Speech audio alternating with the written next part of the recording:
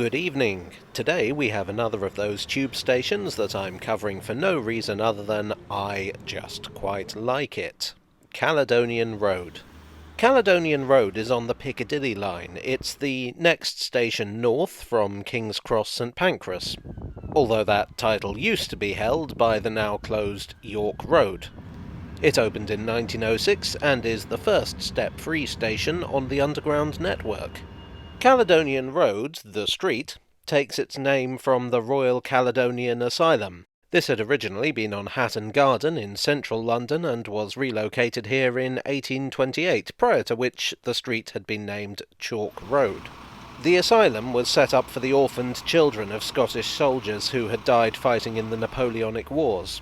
It would be relocated to Bushey in Hertfordshire in 1902.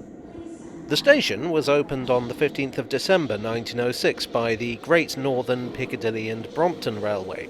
Underground companies seem to like opening in December. Originally, the line through here was proposed in 1898 by a company called the Great Northern and Strand Railway, but didn't include Caledonian Road. In 1901, Charles Yerkes, Chicago visionary, tycoon and literal wheeler-dealer, bought out the Great Northern and Strand Railway. He combined it with two other schemes he'd bought out, the Brompton and Piccadilly Circus Railway and a scheme to build a deep-level tube by the District Line.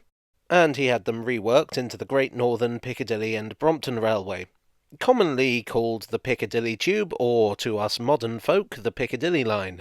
Yerkes and his company, Underground Electric Railways of London, were wrangling with Parliament for permission even as the line was under construction. Caledonian Road and Gillespie Road, now Arsenal, were late additions to the scheme. In fact, the bill submitted to Parliament in 1905, less than 2 years before the line opened, didn't include either station. Like the other stations built for Underground Electric Railways of London, Caledonian Road was designed by Leslie Green. If you watch this channel regularly, you'll know what that means. Oxblood tiles, arched windows, and some nice little Art Nouveau touches. I particularly like the colour scheme of the tiling at platform level. In fact, to tell you the truth, that's what inspired me to make this video. I'm easily pleased. Remember I mentioned that this was the first step-free station? Well, from the start, the station was built with lifts that go straight from the ticket hall to platform level. Accessibility wasn't something people were overly concerned about in 1906, but still, it's good that it's there. I should point out that there was similar accessibility at Earl's Court, but only for the Piccadilly Tube, not the District Line. Oddly enough, Caledonian Road had 2 extra lift shafts, presumably in the hope that traffic would grow to the point where they'd become necessary. It boasts a couple of original 1910 roundels. The only other station to display these is Covent Garden, although there are replicas at Ealing Broadway. Much of the tiling at platform level is original. Caledonian Road was one of those lower priority stations that didn't have that many passengers. In fact, from October 1909, alternate trains would skip Caledonian Road and Gillespie Road for the sake of speed. The others would skip York Road and Holloway Road.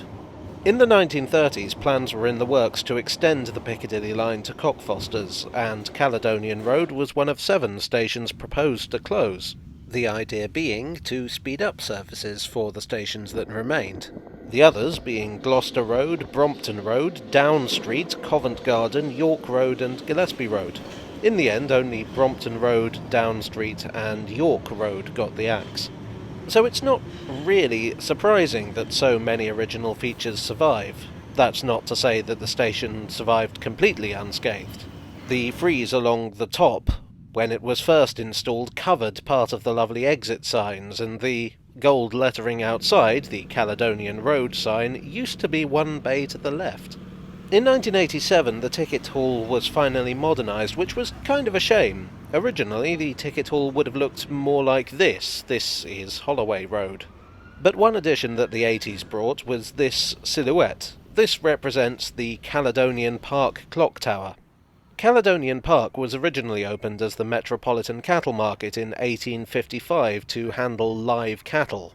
These had once been sold at Smithfield Meat Market in the city, but the city fathers considered it inappropriate to have live cattle herded through the centre of town, so the cattle market was built to replace it. Presumably someone made that old joke, leading cattle through Islington, but what about the smell? Don't worry, the cows won't mind. The old ones are always the best. Anyway, the market closed in 1963, and the clock tower is one of the few surviving remains. I should probably do a video on the market one of these days. In recent years, as the underground has become more sensitive to its heritage, the station has undergone restoration. Not much, because it didn't need much. Caledonian Road was a working-class area when the station was built, and to this day it retains a lot of that old character. I think it's only appropriate that it should have a station that's equally characterful.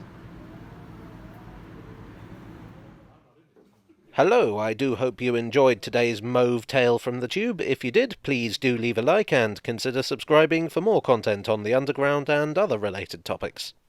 Thanks as ever to my donors on Ko-fi and Patreon. You are the stopping tube to my secondary station. And I'll see you all again very soon for another tale from the tube.